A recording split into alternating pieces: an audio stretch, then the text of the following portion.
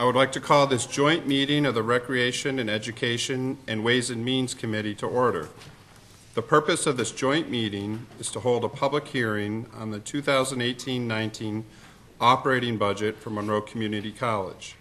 We will then proceed with the agenda items that have been assigned to both the Recreation and Education Committee and the Ways and Means Committee.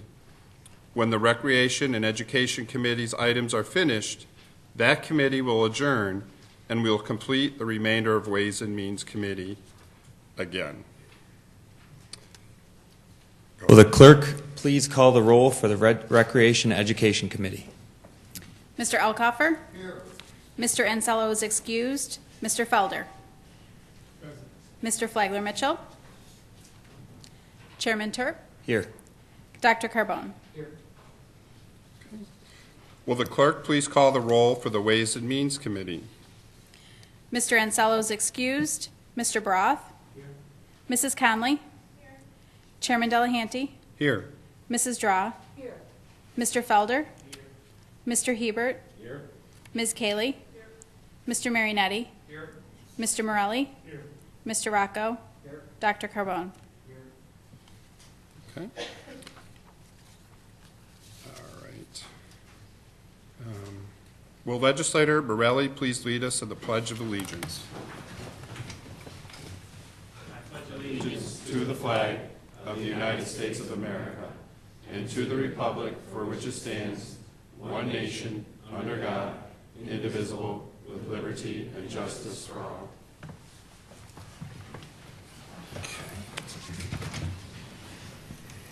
At this time, we will have a presentation by Dr. Ann Kress, President of Monroe Community College. Dr. Kress.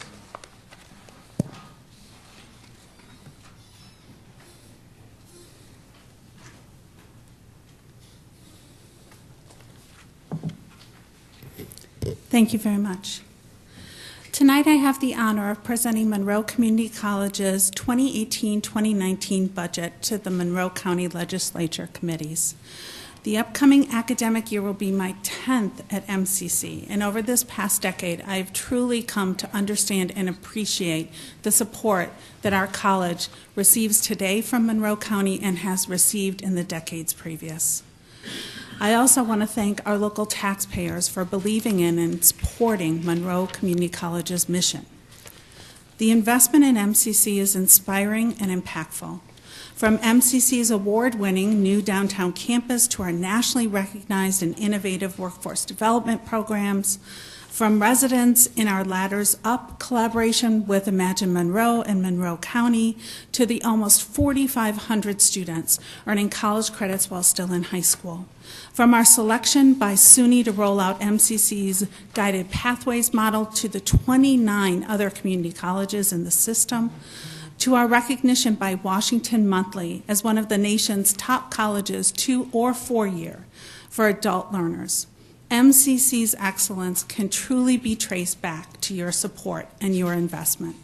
You understand that the success of our community's college means the success of our community, and we thank you. We recognize that continued investment in MCC requires our continued commitment to fiscal responsibility and accountability, though. The budget that I present to you this year, which seeks funding from Monroe County at a flat level, is grounded in this commitment. MCC's $122.7 million proposed budget reflects a $300,000 a year-on-year decrease as we continue to align staffing to enrollment levels while maintaining outstanding educational quality. We've been able to enhance and expand academic programming and services in high-demand areas such as career and technical education and financial services through strategic resource reallocation and development. For example, MCC's new certificates in mechatronics and medical office assisting connect education to employment, assuring that students will earn for what they learn and that regional businesses continue to grow. Discussions with the University of Rochester Medical Center and Strong Hospital and the Rochester Regional Hospital System about changing workforce needs are leading to additional health science programs at MCC.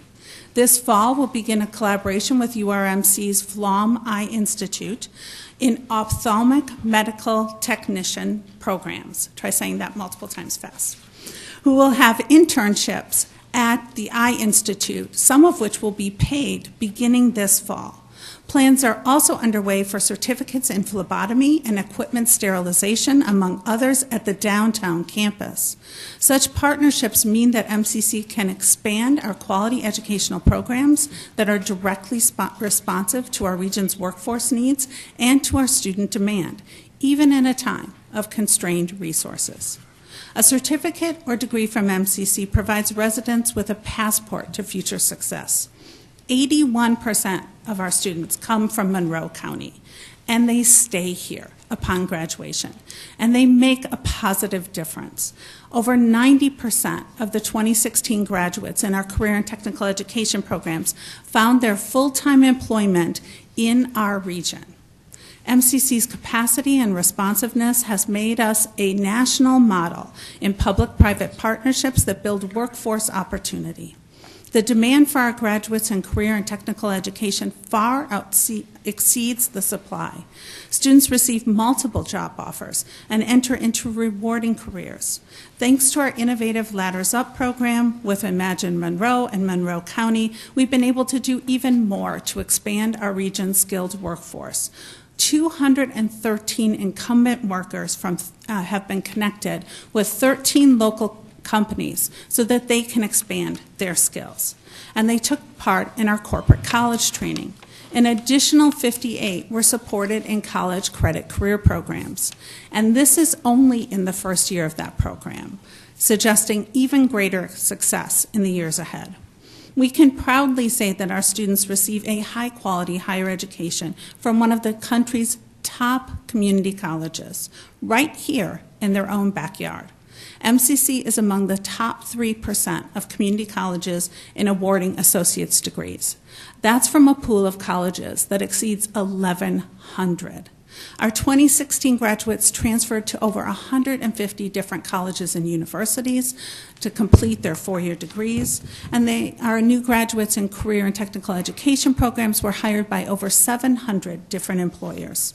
An independent economic impact study found that the average MCC graduates receives a return on investment for their investment in tuition of over 14%. Thanks to the support of Monroe County and SUNY, our learning environments support the quality of our talented faculty and our outstanding academic programs. We feel confident in the value that we provide students, but we're also mindful that an investment in MCC must remain within reach. Our management of costs and our budget shows our accountability to those who fund us, local taxpayers, state and county government, and of course, our students. We take seriously the investment that we ask students to make in their education. We know that our student population is changing, and we know that their expectations of MCC are changing as well. Our college is transforming to meet these expectations and to adapt to and to anticipate changes in the higher education landscape.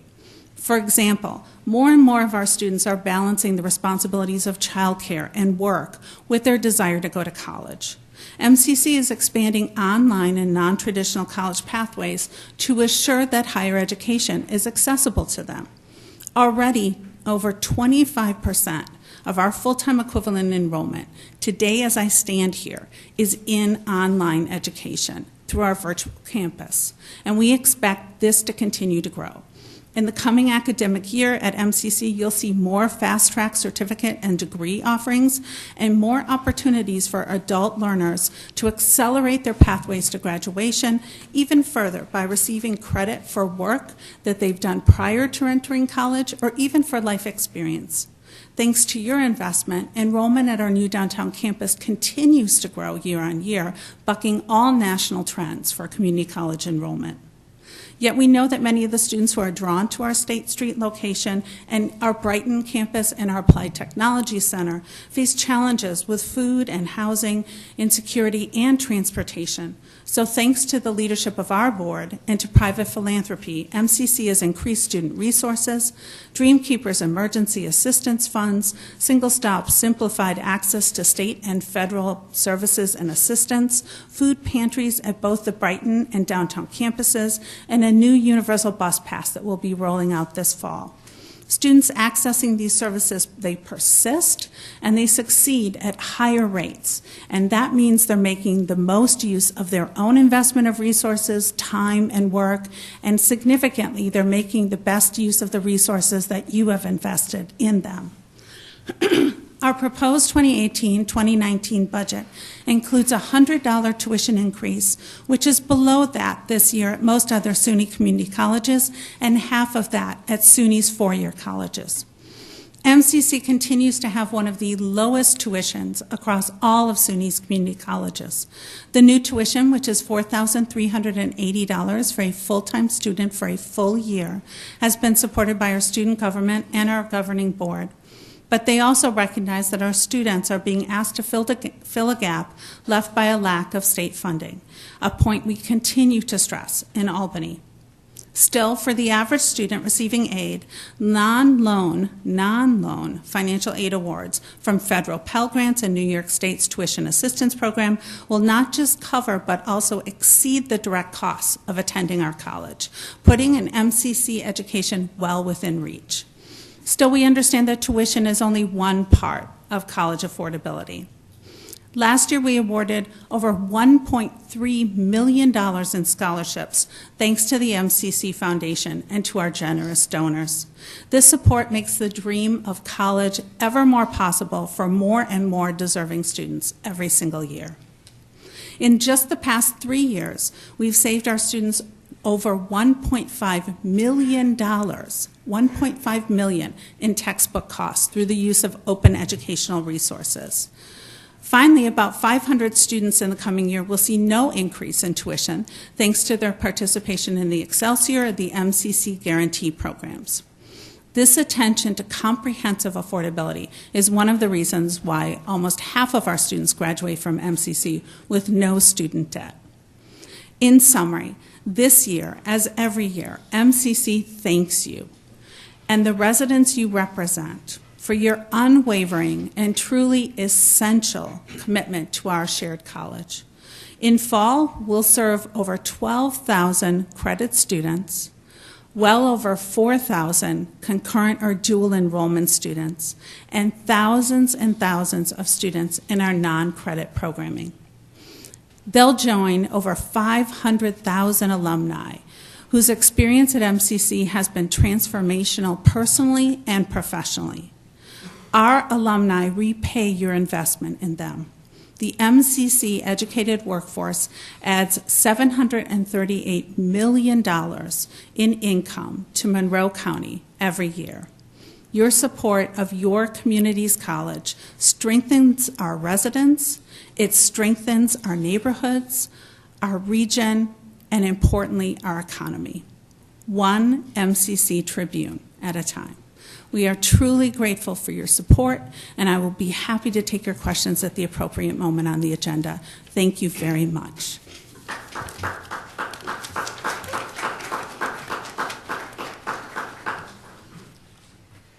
Thank you, Dr. Kress.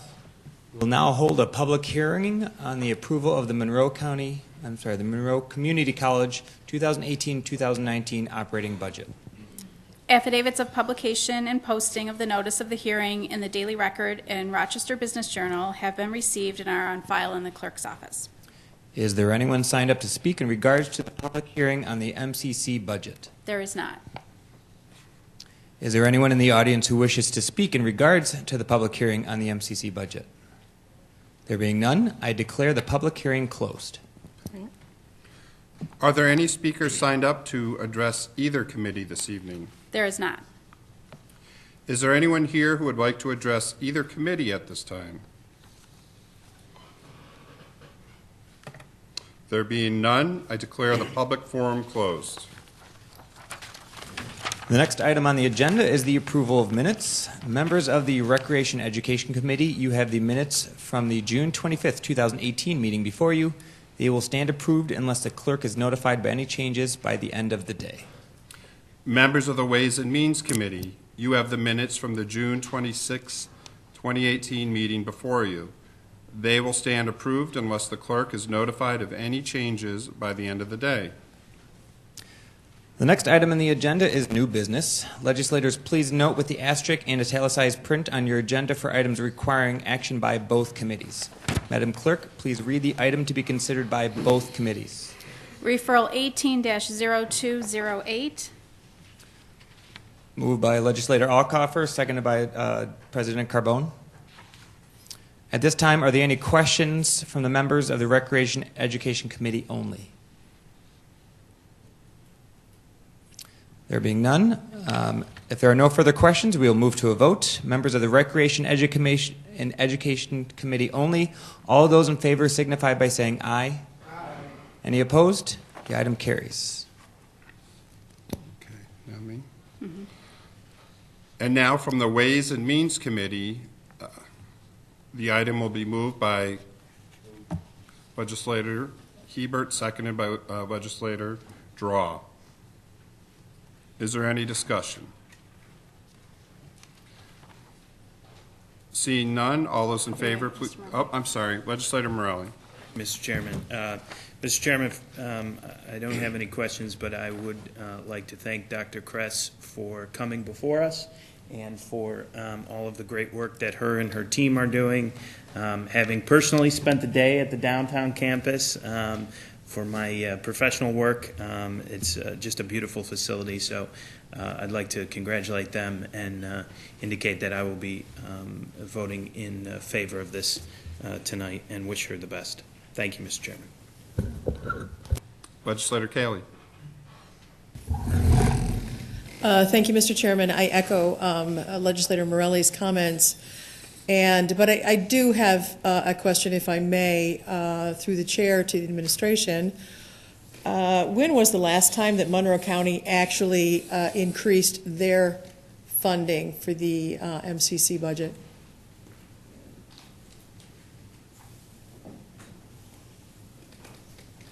Mr. Chairman, I believe that would have been calendar or budget year 2017. Thank you. And then through the chair, could you give me an idea of the percentage that we went up to? No, Mr. Chairman, I can't give you a percentage. It went from it was a $500,000 increase, approximately $18,880,000 to $19,130,000. Thank you. And then through the chair, so when after that last increase, we have not decreased it? It's just been flat for those years? Yes, Mr. Chairman, it has remained flat. Thank you. Just make an added statement. I am always, though I realize the crunch that MCC is in, whenever there is a tuition rise, I do take exception to it. I will be passing vote on this budget this year, but it's my hope that before I leave the legislature, that the county itself increases its support for the college so that we do not have to increase tuitions. It is great and it's honorable that we remain in the lower third of tuition costs and increases, but again, as we grow with the county and doing better with our budgeting, I believe that we should offer more support to the school itself so that the students are not making up the difference, regardless of what we think of the state aid funding. So thank you. Is there any further discussion? Okay. If there are no further questions, we will move to vote. Members of the Ways and Means Committee, all those in favor, please signify by saying aye. Aye. Any opposed? Item carries. Next item. Referral 18-0221. Moved by President Carbone, seconded by Legislator Alcoffer. Are there any questions? Seeing none, please, if you're only members of the Recreation Education Committee, vote by saying aye. Any opposed? Item carries. Okay.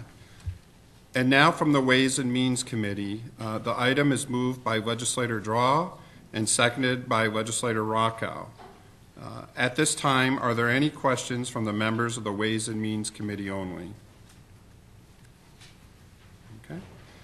Seeing none, all those in favor, please indicate by saying aye. Aye. Item carries. Are there any other matters to come before the Recreation Education Committee? There being no other matters, the July 23rd, 2018 meeting of the Recreation Education Committee stands adjourned. The next meeting of the Recreation Education Committee will be held on Monday, August 27th, 2018 at 6 p.m. I'll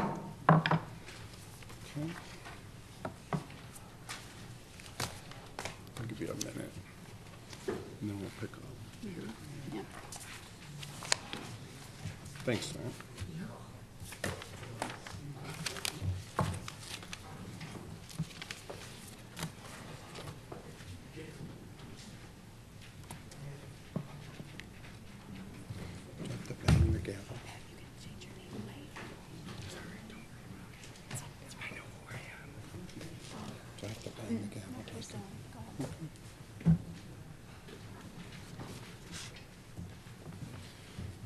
Okay. Now we will proceed with the rest of the Ways and Means Committee meeting. At this time, we will have a presentation by Mr. Randy Shepard from Bonadeo and Company, LLP. Mr. Shepard.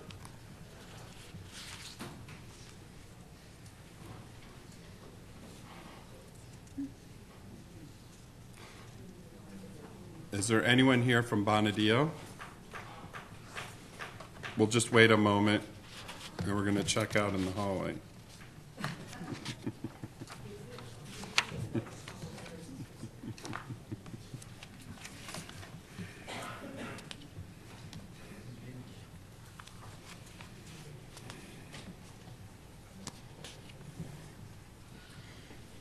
Yeah, I'll just kind of, you could always come, if we can't find them, we can always come back to it. And then we'll just start going with the agenda. And for that, I think we just have, is there 7 items, I think? Yeah. Oh, 8?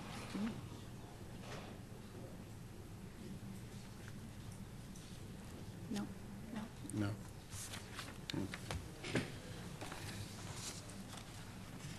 Okay. Well, if he does arrive, we'll certainly afford him the opportunity to address us, but he does not appear to be here at this time. All right. So we are right here. Okay. Oh, I'm sorry. Mr. Legislator Chairman, Kaley. is he here? No. Are we going to be allowed to ask questions? Say if he doesn't, what are we going to do if he doesn't show? Well, Just next time? I mean, are we under a time constraint with this, through the chair? go ahead. Through you, Mr. Chairman, I believe that the rules allow for this presentation to be made any time prior to September 1. So we could do it at the August cycle. Okay, thank you. Okay. Great. Mr. President? Okay, thank you. All right. We will now continue with the rest of the agenda for the Ways and Means Committee members. The next item on the agenda is new business. Madam Clerk, please read the next item. Referral 18-0213. Moved by Legislator Hebert, seconded by Legislator Draw. Is there any discussion? No? Okay. Seeing none, all those in favor, please indicate by saying aye. Aye. Item carries. Next item. Referral 18-0214. Moved by Legislator Draw, seconded by Legislator Rockow. Is there any discussion? Legislator Braun. Chair, Through you to the administration, I just have one question. Regarding the original $600,000 for this project, did that include the new traffic signal that we're contemplating in this referral? No, I wasn't here for that.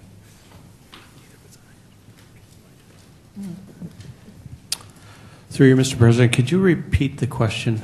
Oh, yeah, sure, no problem, my pleasure.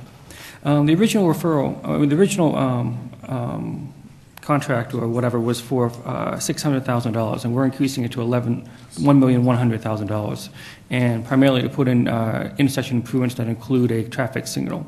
My question is, did the original $600,000 program include the traffic signal that we're currently contemplating?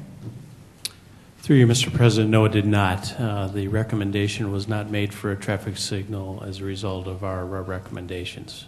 Thank you. So through the chair of the administration, the original $600,000 then was just for the improvement of that particular intersection then without a traffic signal? Through you, Mr. President, the $600,000 in the capital budget was intended for some of this project and also for some other spot improvements throughout the county. And finally, through the chair, and I'm correct to assume those spot improvements and the other things are still going to occur, correct? Through the chair? Through the chair, that's correct. Thank you. Are there any other questions? Okay. Seeing none, all those in favor, please signify by saying aye. Aye. Any opposed? Item carries. Next item. Referral 18-0215. Moved by Legislator Rockow, seconded by President Carbone. Are there any questions? Okay. Seeing none, all those in favor, please signify by saying aye. Any opposed? Item carries. Next item. Referral 18-0216. Moved by President Carbone, second by Legislator Connolly. Is there any discussion? Seeing none, all those in favor, please signify by saying aye. Any opposed? Item carries. Next item. Referral 18-0217. Moved by Legislator Connolly, seconded by Legislator Marinetti. Legislator Brock. Thank you, Mr. Chair. Through you to the administration, I have a couple questions here regarding the amounts that were forgiven / not forgiven. So say you had an amount that was canceled. I'll just take the first one from Brighton. Original bill was $354.68, and then they reduced it to $28.39. And I went through all of these, and I discovered like almost all the amounts were identical. I mean, it's either going to be an end tax of $0, $1, $28.39, $85.77, or $95.69 until you get to Irondequoit, that's different. What are these exact amounts? Why is it these taxes that are due are all identical, or at least categorized? Through the chair. Through the chair, the taxes that were not canceled were pure waters charges, and the county is responsible for pure waters charges. So these are all the remaining taxes that are left that are being collected on these properties, just pure waters and nothing else, correct? Through the chair? Through the chair, that's correct. Okay. Through the chair of the administration, I continue to look through these, and I got to the end where it talked about which accounts these charges are going to go against. And I was curious as to, it showed up in a few, Brighton, Irondequoit, Greece, quote, property cleanup line or charge. What is that, through the chair? Through the chair, it's typically for grass cutting in a given municipality. Thank you. Is there anything else aside from grass cutting, through the chair?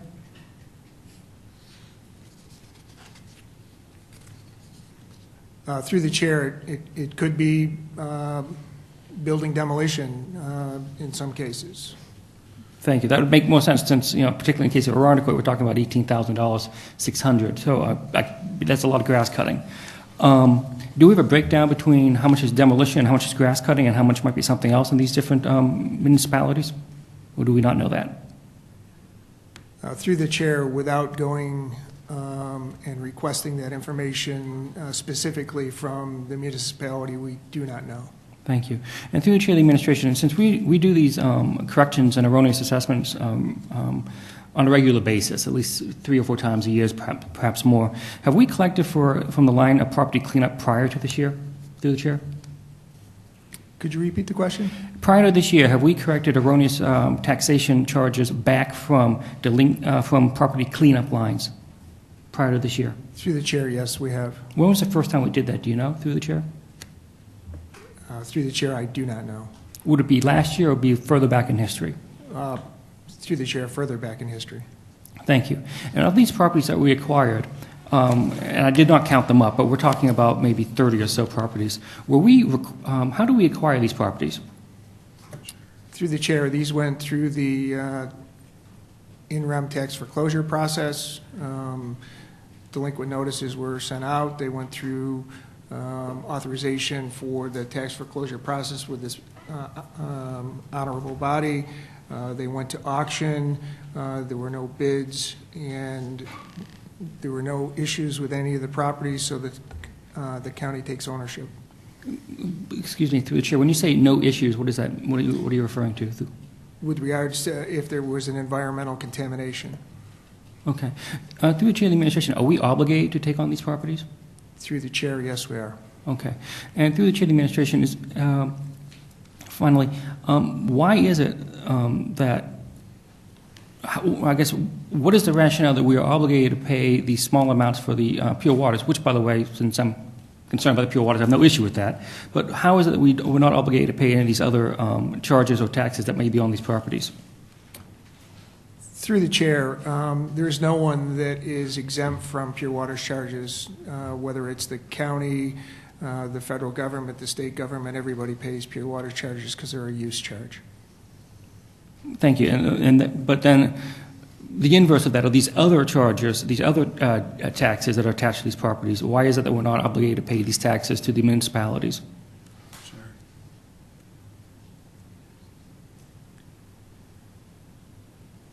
Through the chair, I'm not specifically, I mean, is there a specific charge that you're requesting? Sure, cutting grass. Through the chair, it's not a tax. It's not a tax assigned to the property itself? It's a bill? Through the chair. Through the chair. Through the chair, that's correct. So is that the primary distinction through the chair? Through the chair, yes. Interesting. Okay, thank you very much. Is there any further discussion? Okay, seeing none. All those in favor, please indicate by saying aye. Aye. Any opposed? Item carries. Next item. Referral 18-0218. Moved by legislator Marionetti, seconded by legislator Hebert. Is there any discussion? Okay. Seeing none, all those in favor, please signify by saying aye. Aye. Any opposed? Item carries. Next item. Referral 18-0219. Moved by legislator Hebert, seconded by legislator Draw. Is there any discussion? Okay. Seeing none, all those in favor, please signify by saying aye. Aye. Any opposed? Item carries. Okay. There's one more. There's one more. Referral 18-0220. Moved by legislator Draw, seconded by legislator Rockow. Is there any discussion? Okay, legislator Barone. Thank you, Mr. Chair. Through you to the administration, do we have a prior contract with PMA Management Corporation to do this work?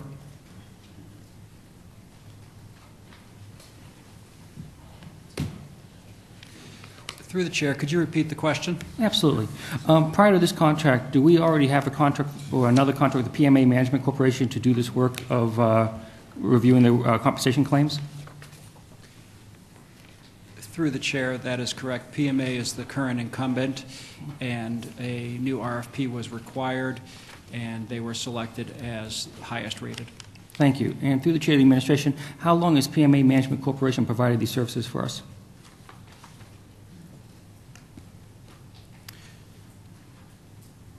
Through the chair, I believe since 2006. 2006.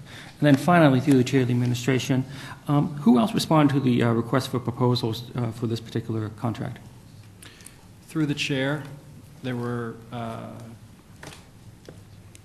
5 total respondents. They were Corvell, FCS, NCA Comp, Triad, and PMA. Triad, And the last one was PMA, through the chair? That is correct. Thank you. They were rated highest. Okay. Thank you very much. I appreciate it. Legislator Kaling. Thank you, Mr. Chairman. Through you to the administration.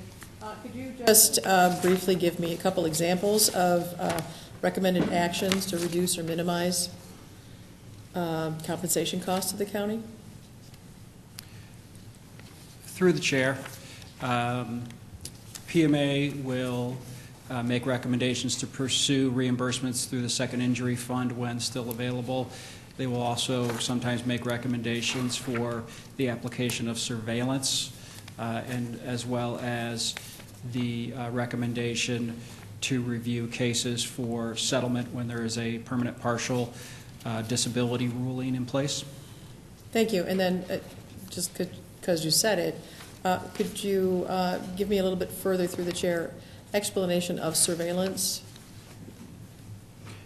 Through the chair, sometimes private investigators are engaged to surveil someone who is on workers' comp to verify the validity of their disability. Thank you. And then is that, through the chair, is that specific duty done through PMA as part of their contract, or is that done through the county? Through the chair, that is done through PMA. Thank you. Are there any further questions? Okay. Seeing none, all those in favor, please signify by saying aye. Aye. Any opposed? Item carries. Okay. I'll start here. Okay. Tonight, under other matters, I have placed the July 20th letter from County Clerk Adam Bello and the Sheriff's Office on the agenda. The contents of this letter have been shared with myself, as well as the minority leader and the ranking minority member of this committee. At this time, I'd like to open the floor up to any legislators that have any follow-up questions regarding the ID program for justice-involved individuals. Okay. Legislator Marionetti. Thank you, Mr. Chairman.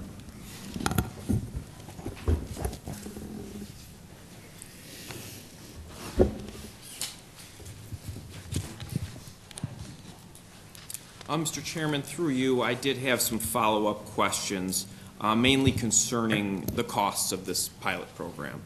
Through you, Mr. Chair, my understanding from the information provided, 12.7% of the fees is what the county retains, and further, there was 14 IDs issued. My question through you, Mr. Chair, is in dollars and cents, what did this 12.7% come to during this pilot program?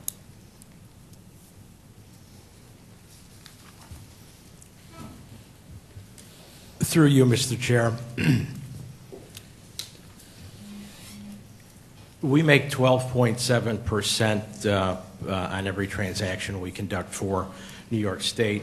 As Legislator Marionetti indicated, we conducted 14 transactions that night. The non-driver's ID are a relatively inexpensive item that costs probably at the high end maybe $10. So you do the math on that, and it's probably somewhere in the neighborhood of $15 to $20 that we generated in fees with that. But if I could take a moment and maybe give you a little bit of an overview of what it is that we were doing that first night and sort of what our vision is for the program with that. Last month was the first time we had conducted an operation like that. We wanted to start off with a small number of people that we were processing and have them be relatively simple transactions. We wanted to make sure from a technical aspect that our equipment was compatible with the internet connection at the Sheriff's Office, and we wanted to make sure that the technical aspects of this all work together. So that was why it was a relatively small number of people to start out with. And again, that was the first night that we we tried this program. Thank you for that information. Through you, Mr. Chair, so as I understand it, somewhere in the neighborhood of $15 to $20. Through the chair, information was also provided on the cost of this pilot program, at least this first time.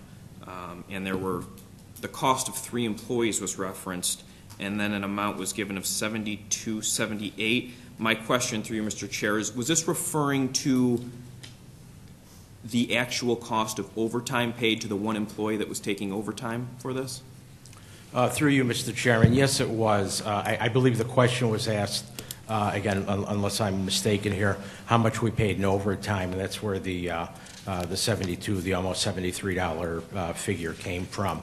In terms of other costs, our total costs for this program for that one night would involve comp time for 2 other employees that were there at that event, so that there is a grand total of $267 that was expended that night.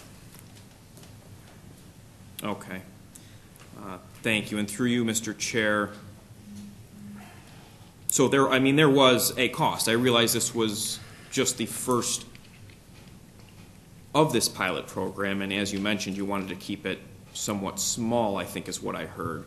But there was a cost. So my question through the chair is, when I saw the reports of this, there was a statement made, I believe, by the county clerk saying that there was no cost to the taxpayers for this.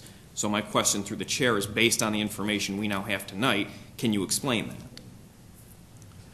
Absolutely, through you, Mr. Chairman. Anytime you have employees perform a government function in something that's work-related, there's going to be a cost associated with that. I would think that goes without saying. What we're doing with this is, and again, to take a step back from this is a program that Sheriff Baxter approached our office with. He has identified it as a priority. He thought it would be a good program that would help with recidivism and be a positive for the people who are involved in the justice system, as well as the community as a whole. One of the things we're going to be developing and working with the undersheriff is we develop this. We have another one of these scheduled for tomorrow night, and we have actually how many? There was 30. How many people were going to be there? So tomorrow night we're going to have 34 people who are going to be going through this program. Now, there will be some transactions that we're going to be doing that night, tomorrow night, that will be more of a revenue generator for us. Captain Kennedy has given us the names of the people. We've already done some work on that. We're able to go into the system and look. There are also going to be a number of driver's license renewals that are going to be processed with those, and those are going to be standard driver's license. So, the fee associated with that is $60-some versus $10. So there will be more revenue. So what we're working on, we want to get a few of these programs under our belt so that we have an idea of the demand. I get the sense from talking with the sheriff's office that it will almost be unlimited demand for the foreseeable future in terms of people who would need this service. We're going to figure out what is a typical night in terms of revenue that's generated, what's a typical night in terms of costs that we have associated, and then we're going to come up with a figure for these events that include an administrative fee. So, right now, if you do the quick math, you could say, geez, you took in a little bit less than $20 and spent $267.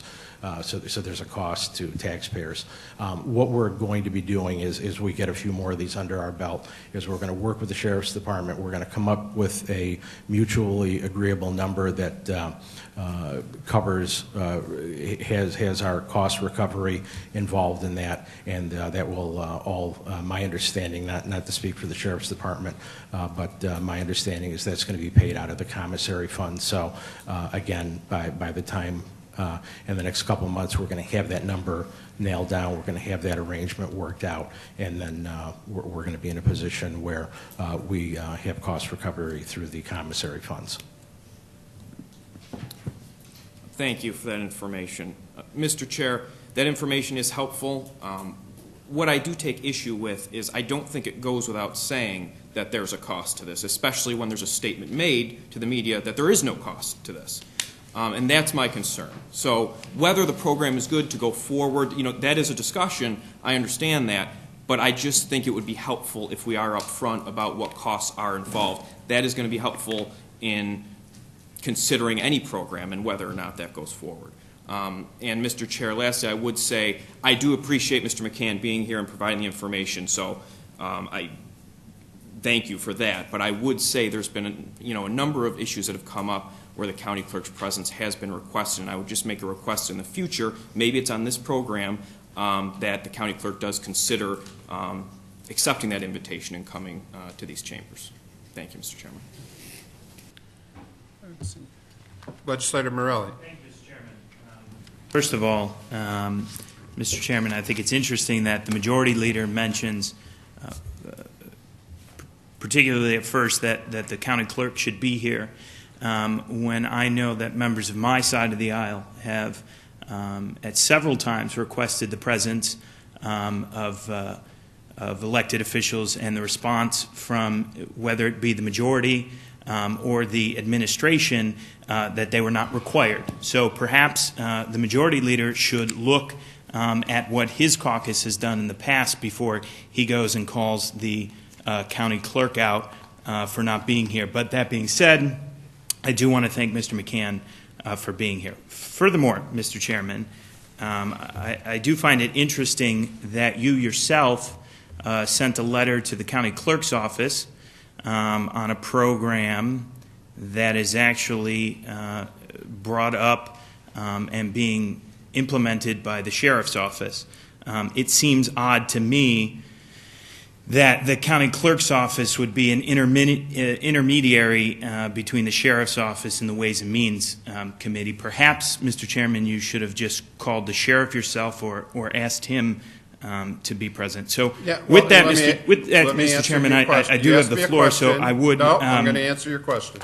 One of the reasons Mr. Chairman, why I didn't ask a question of you. I do have some questions of the undersheriff, if I could ask the undersheriff a couple of questions. So here's the answer. I saw some news reports of the pilot program, and it raised some questions from the majority committee members. I just wanted to receive additional information and make sure that every legislator on the committee had an opportunity to understand the program. We're just trying to get an understanding. Sure, Mr. Chairman, you took it upon yourself to ask the county clerk questions about the sheriff's program. Do you ask the county clerk about programs also happening in the sheriff's department, or perhaps the county clerk about programs happening in the county executive's office? Do you generally ask her those questions? Right. Yeah. That is not on the agenda of other business. Oh, I'm sorry. At this point, Mr. Chairman, the majority leader has asked his questions on other matters. I'm going to rule. So I'm asking that I have some questions to ask. I'm ruling that the legislator is out of order. I want to bring this back to let's focus on questions about the program and what's happening. Great. So, Mr. Chairman, I do have some questions on the program I'd like to ask those of the undersheriff, considering it is the sheriff's program. Through you, Mr. Chairman, could the undersheriff explain the importance of justice-involved individuals having a valid government-issued ID? Yes, through the chair. we've noticed that when we would let people out, they've had a hard time getting into programs, getting even to get a Social Security card without an ID. So that, in turn, when we're talking about the high-risk population that we're talking about, when we start putting up barriers for them to go into treatment or to get to where they need to go to, they just don't go. And then they're back in the street, and then they're back in the sheriff's office, in the jail. And so we try to look for ways that we can try to keep them out of jail, because every time we have an inmate in jail, it costs us over $100 a day to house that inmate, not to mention the effect on that person's life.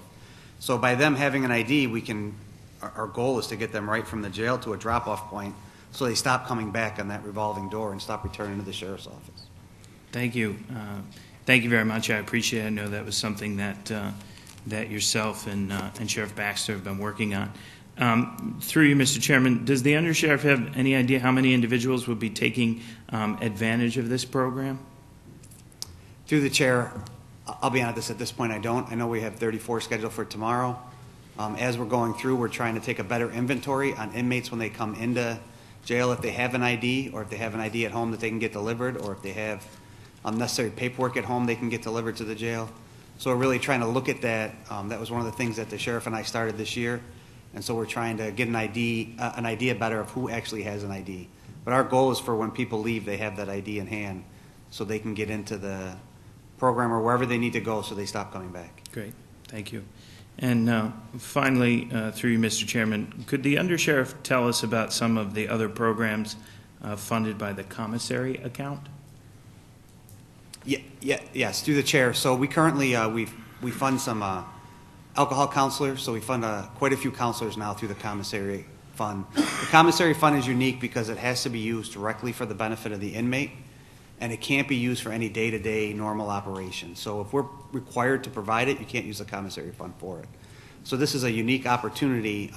We'll buy stuff for the inmates with the commissary fund, tables and extra things like that, that we're not required to provide, but we do provide for them. So this is just one example of additional way that we could use the money that's tightly regulated. Thank you very much.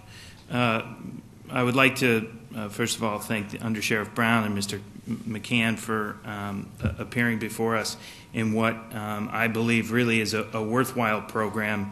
And truly, this is the type of partnerships that we should be encouraging as a program to continue to break the cycle of incarceration. I will again reiterate, to my knowledge, that the only elected official ever asked to appear before the committee is the county clerk. But I am glad that tonight we've established a precedent of fulfilling our responsibility of the legislative oversight, and that is, in my opinion, it has been lacking, particularly by this committee and by the legislature in general. And in closing, Mr. Chairman, because this does fall under other business and therefore is not anything specific, I would like to request that this committee invite Social Services Commissioner Corinda Crossdale to our meeting next month so that we could talk about the progress made on the 8-point plan announced last October to deal with the CPS crisis. This is an issue we've had numerous people speak about during public forum, and it is certainly a life and death situation when it comes to our children. So I certainly hope that program gets as much attention as a program that, as Mr. Marinetti found out tonight, costs taxpayers less than $300. So with that, Mr. Chairman, I thank you for giving me the opportunity to speak. All right. Is there any Legislator Cayley?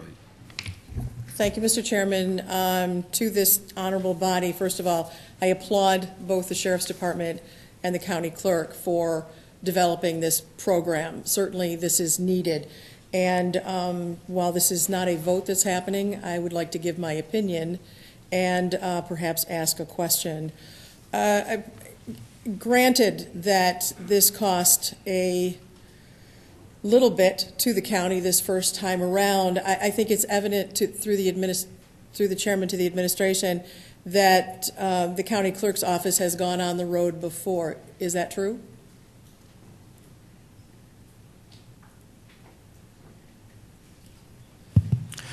Through you, Mr. Chairman. Actually, legislator, if I could just clarify one thing. At the end of the day, this will not cost taxpayers anything. Basically, we will be reimbursed for this event as well as any other subsequent event. I just wanted to clarify that. No, we have a number of programs where we take our equipment out on the road, and that goes across a couple different areas in the clerk's office. Just last week, we had a driver's ID, a non-driver's ID event that was hosted by Autism Up for special needs people to having their own headquarters location, a place that they're familiar with where they could go and get non-driver's IDs. We went a couple weeks ago, Homestead for Hope, which is a farm, again, that helps special needs people that does this. We go to the boat show. We have special passport nights that we do multiple times a year. We regularly go to gun shows. There are several gun shows a year that we go to, and when someone adds a gun or takes a gun off of their pistol permit, I think we realize $3 per transaction for that. So, I guess in a general sense, with all of this, we view this as taking the services out into the community, making it easier for our customers to access those services, and then it also helps reduce the foot traffic that we get into the downtown office here, and also to the DMV offices that we have that are seeing an extraordinary volume of people go through the doors. Thank you. And then through the chairman to the administration, to the undersheriff, would you say that the inmates were appreciative of this service? Through the chair, the inmates are extremely appreciative of this service. And Thank you. I would say that I couldn't see that they wouldn't be. While I don't, I'll make a statement that I cannot back up with figures, but if just one or two of the men or women that received these IDs were released and this helped them not to reoffend, I believe, though I don't have the figures in front of me, that the savings through the salary that would be required by the sheriff's department and et cetera would far exceed anything that has to do with the costs of ramping this up. So I look at this as the first step in making some real changes in lives, and I do have a little bit of experience in that, if you will permit me. About 8 years ago or more, there was a program that came through funding that helped homeless, non-homeless, who did not have ID. And I think that some people don't understand when you don't have ID or don't have a birth certificate, you just don't go and get one. It costs money. You may have been born in another state. That costs money. This program went on for a couple years, and then the funding was stopped. At this point, unless I'm incorrect, Center for Youth is the only somewhat free access to ID in this area, and that's only to the age, I believe, of 21. So having visited local sites as well as state penitentiaries, it's been acknowledged that when you are released without a driver's license or without legal ID, your chances of recidivism ramp.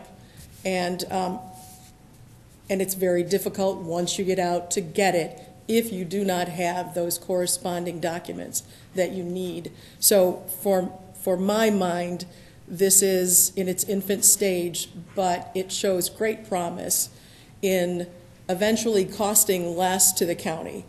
Social services, public safety, and what have you. I mean, add up the departments.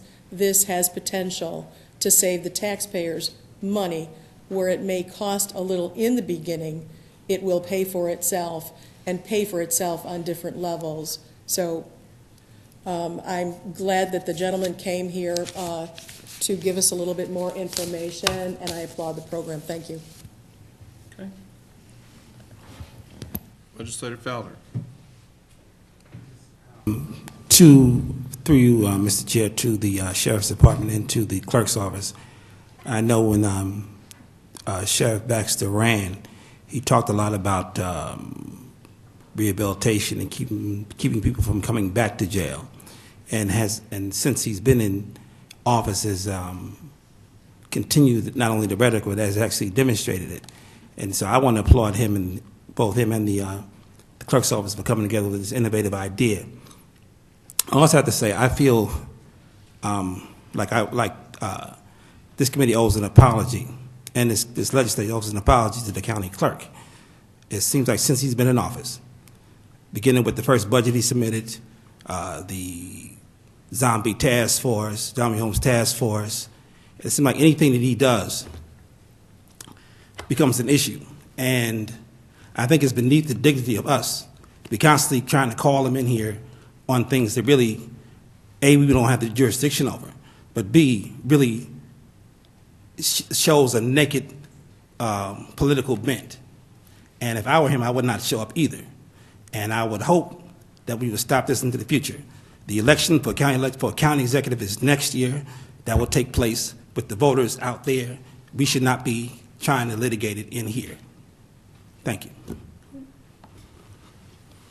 Any further discussion? Okay. Oh, Legislator Barra. Thank you. I'm not going to, repeat some of the things my colleagues said about what our good program this is. I think it's a good program. I'm actually concerned about how we got here.